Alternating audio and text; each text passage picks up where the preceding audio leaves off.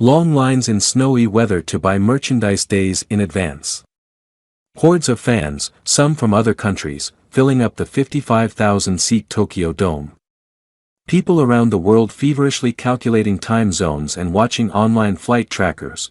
This is the Taylor Swift phenomenon, and the mania that has followed the pop superstar as she prepares to perform 4 nights of sold-out shows in Tokyo before jetting back to Las Vegas to watch boyfriend Travis Kelce play at the Super Bowl with the Kansas City Chiefs.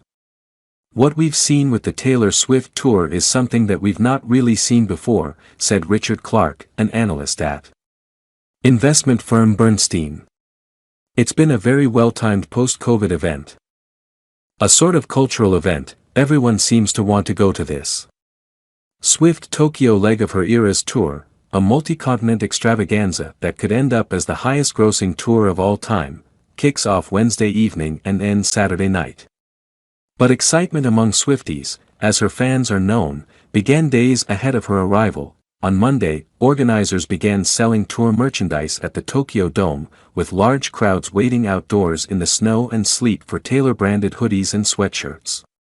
One fan from the Philippines, who flew to Tokyo for the concert, said on TikTok she'd stood in line in temperatures hovering around zero for 2.5 hours. Fans have also spent days, if not weeks, preparing through rituals that have by now become established traditions among the Swiftie community, making personalized friendship bracelets to trade with other concert attendees, practicing crowd chants and curating carefully chosen Taylor-themed outfits. Kane Ishiwan, 28, has loved Swift since 2009, to the point she learned English to understand the song lyrics.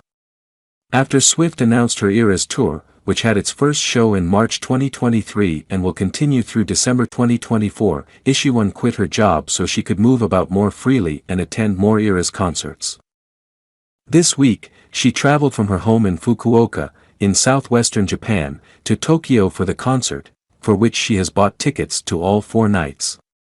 She, like many fans, has planned 4 different outfits for each night, corresponding to certain albums or eras by Swift. To date, she has attended more than 20 concerts in 8 cities, and is already planning future trips to Germany, Austria, and the Netherlands to attend Swift's shows there. It's been such a popular tour that people have found that their home markets are often sold out, and therefore have begun to travel to other markets to try and find tickets, said Clark. I'm sure that's going to be the case with Asia as well. Then there's the question of whether Swift will make it back to Las Vegas in time for Super Bowl Sunday, given the long-haul flight and large time difference, prompting fans around the world to draw up spreadsheets, timelines and even PowerPoint presentations to track her journey. Swift has been a regular at Kansas City Chiefs games since she turned up at Kelce's family suite in September last year to watch them against the Chicago Bears. The pair later confirmed in separate interviews that they had already been seeing each other prior to that game. Even the Japanese embassy in Washington weighed in to reassure fans, saying in a statement last Friday that despite the 12-hour flight and 17-hour time difference, she should comfortably arrive in Las Vegas before the Super Bowl begins. Working in Swift's favor is Japan's position as the land of the rising sun. As one of the first countries to the west of the international dateline, it is a full 17 hours ahead of Las Vegas, while Swift finishes her last concert on Saturday night local time, that's still early dawn hours Saturday morning in Las Vegas, leaving her plenty of time ahead of the Super Bowl kickoff on Sunday evening Las Vegas time. Swift's stardom holds such outsized power that experts say she may single-handedly boost Japan's entire economy in just 4 days, up to 34.1 billion yen, about $229.6 million, are expected to be generated from Swift's concerts, said Mitsumasa Ito, a representative of research site Economic Effects Net, and a part-time lecturer at Tokyo City University. He called the tour Japan's biggest ever musical event in terms of predicted economic impact, expected to surpass Fuji Rock, one of Japan's biggest music festivals, which last year generated about 20 billion yen, about $134.6 million, in revenue. The estimated numbers for Swift's tour don't even include the impact of international tourists coming to Japan for the show. He said. Clark agreed, saying, if you add up the ticket prices, the restaurants she was, on her own, a fairly significant impact on regional GDP.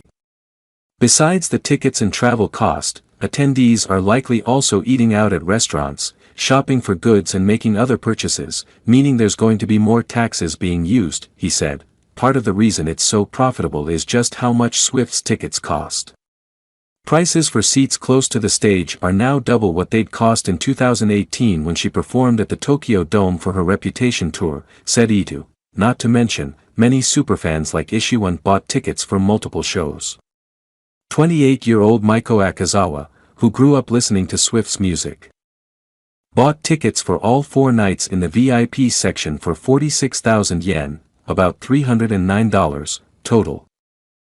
Clark cautioned that the economic impact will be milder in a metropolis like Tokyo, which has many hotels and thus can easily accommodate an influx of fans, than smaller cities.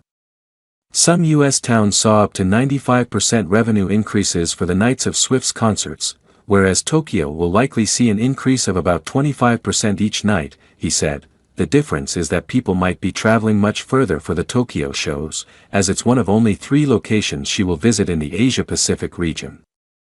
She will play 6 shows in Singapore, with tickets for those selling out within hours, and 7 shows in Australia later in February. You will have some people that definitely will be like, "Well, look, I haven't been able to get tickets in Los Angeles."